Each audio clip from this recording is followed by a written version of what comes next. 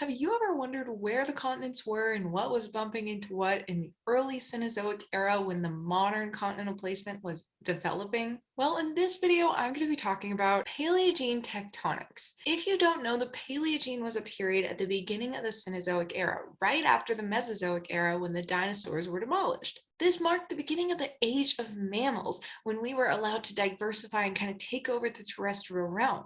It was also the beginning of a lot of crazy climatic swings.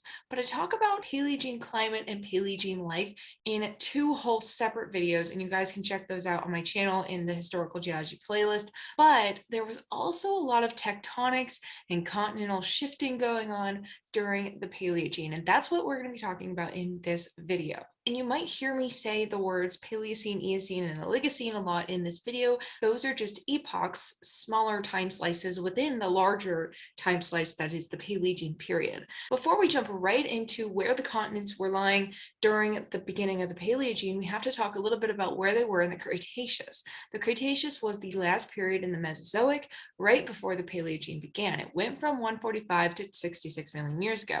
This was when dinosaurs roamed the land. And in the Cretaceous, Australia and India were very close to Antarctica. Australia was pretty much still connected to Antarctica because this used to be all one big supercontinent.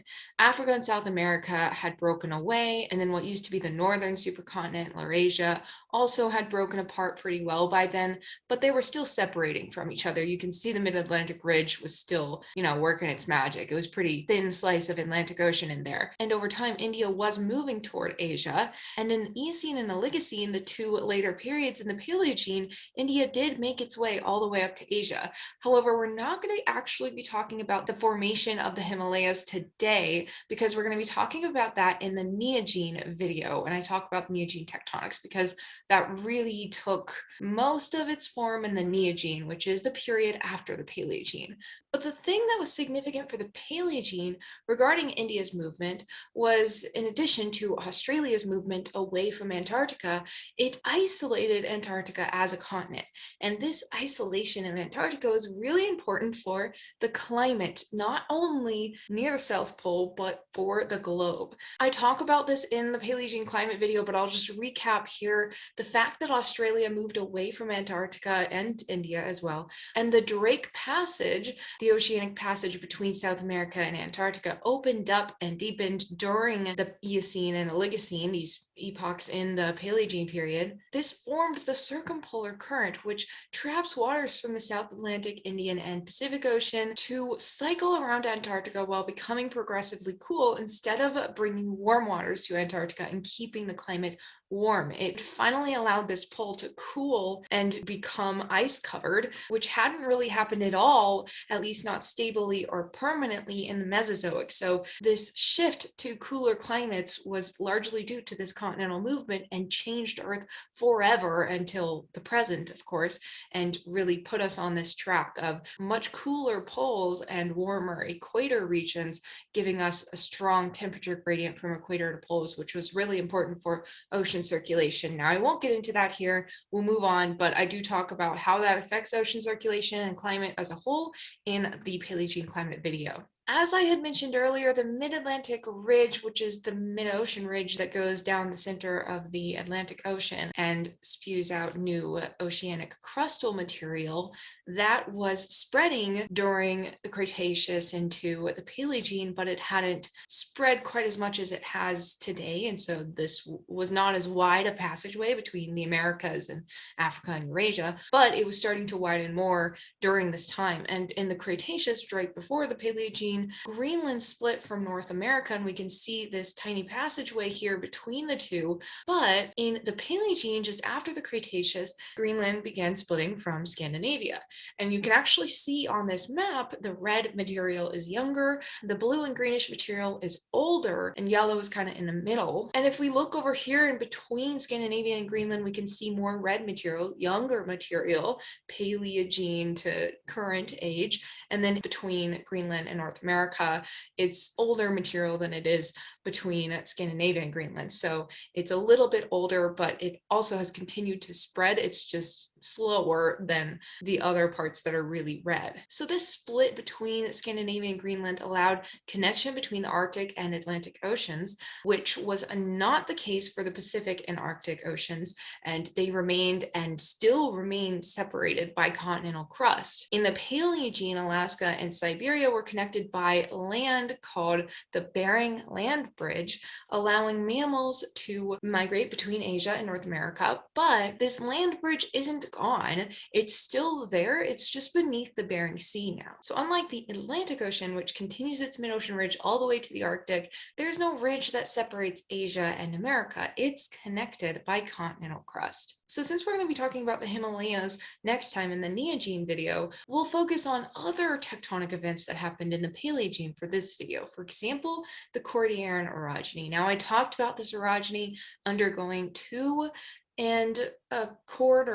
major orogenic or mountain building events in the Mesozoic, but in the Paleogene, it continued its third stage of mountain building into this period. So from the Cretaceous to actually the Eocene, specifically within the Paleogene. The orogenic event right before this third stage that went into the Paleogene was the severe orogeny. We talked about this in the Cretaceous paleogeography and tectonics video, and then right after this orogenic event was the Laramide Orogeny, which we introduced in that video but didn't really discuss. What was significant about the severe orogeny after the Nevadan orogeny was that it had flatter or shallower subduction. The plate was subducting at a shallower angle than it was in the Nevadan orogeny. However, the same thing is true for the Laramide. The Laramide orogeny marked even shallower subduction of the plate, which this was the Farallon plate, if we want to go by names, that was subducting under the North American plate. And this was happening even shallower in the Laramide orogeny, which is why we designated it as a new stage of mountain building and called it the Laramide instead of just calling it the severe orogeny all the way through. Because of the shallower subduction, just like with the severe, there was an inland migration, eastward migration of mountain building and igneous activity. Shallower subduction was likely a result of faster North American plate movement, and that made faster rollback of the subducting plate, and the inland movement of the igneous and mountain building activity was because the plate had to get deep enough to cause melting in the mantle to cause igneous activity. If it was subducting really shallowly, it took a long time for that angle to get deep enough to cause the melting that causes igneous activity at plate margins. Another reason that the plate could have been subducting more shallowly, other than faster movement of the North American plate toward it, is that it was young and hot material. Think of oceanic plate material as humans. When it's young, it's really hot, and that makes it much more buoyant than cold, dense, old plate material that is just not that buoyant, and it's dense, and it's just going to deeply subduct under anything that it hits.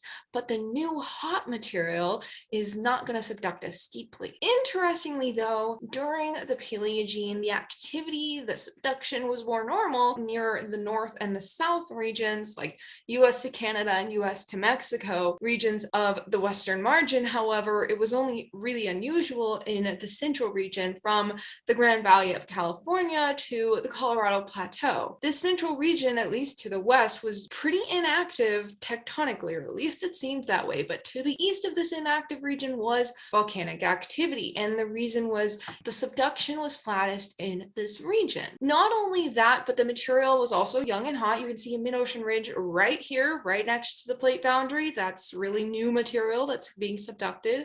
And you can also see that the Farallon plate was not necessarily moving directly toward the North American plate. Continental, oceanic, and continent-continent collisions aren't always head-on. You can see that the North American plate was moving more so west, and the Farallon plate was moving more so northeast rather than just east. And so it wasn't necessarily a head-on, moving directly toward each other collision.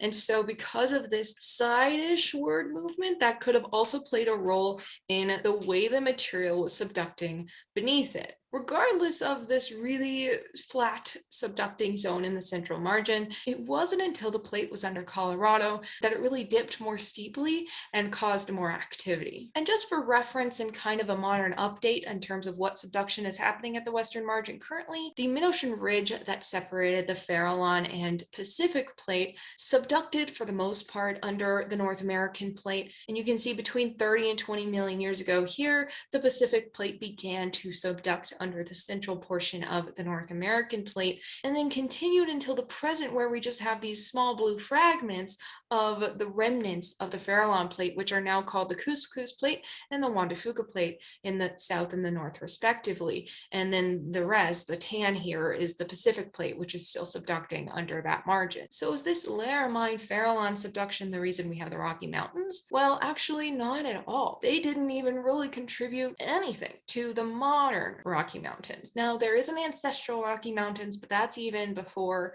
the Laramide. There's a lot that went on in this region, but the modern Rocky Mountains were developed post-Laramide after the Paleogene, and we'll talk about that in later videos. But there were uplifts and basin-enriched topography caused during the Laramide. And the uplifts that formed during the Laramide were largely leveled by erosion shortly after and during the Laramide. Erosion was kind of keeping pace with uplift during this Paleogene period, and basins filled with that eroded material. However, I do want to mention that in the early Eocene, before the basins were all filled, large lakes filled these basins, and sediment from these lakes gives us a lot of information about the paleoclimate during that early Eocene. For example, the Green River Formation, which is one of the most amazing fossil preservation sites in the world, that was from some of these lake deposits. And from all the fossils that we see in the early Eocene lake deposits, we know that it was very warm during that time. And I talk about that in the Paleogene climate video and why it was very warm during the early Eocene and when that changed, how long it lasted, all of that. But back to the topography caused by the Laramide. After the Laramide, because uplifts were leveled and basins were filled with that material, the Oligocene terrain was mostly flat in this region, and it was only like a little bit hilly, I guess you could say. And that seems pretty crazy considering how rocky the Rocky Mountains are now and how high of elevation some of their summits are. But in fact, even in the modern Rocky Mountains, you can see some flat-topped summits that actually represent this post-Laramide, pre-modern Rocky Mountain building time, when you had mostly flat terrain, and then that got uplifted later on when the modern Rockies formed, which is pretty cool. But it wasn't all compression, subduction, and uplift that was going on in the Paleocene. There was also a little bit of rifting, which is the separation or extension of plates rather than them hitting and compressing against each other. Continental rifting played a major role in shaping the southwestern US during the Paleogene. And this was the Rio Grande Rift system, which formed an extension of elongate basins, as you can see in this map, from southern Colorado to northern Mexico. Rifting began by the Oligocene directly after the Laramide, compressional forces gave way to tensional forces or extension, and this pushing together to pulling apart kind of trend might have represented some sort of relaxation after the pushing was stopped or at least slowed down a bit.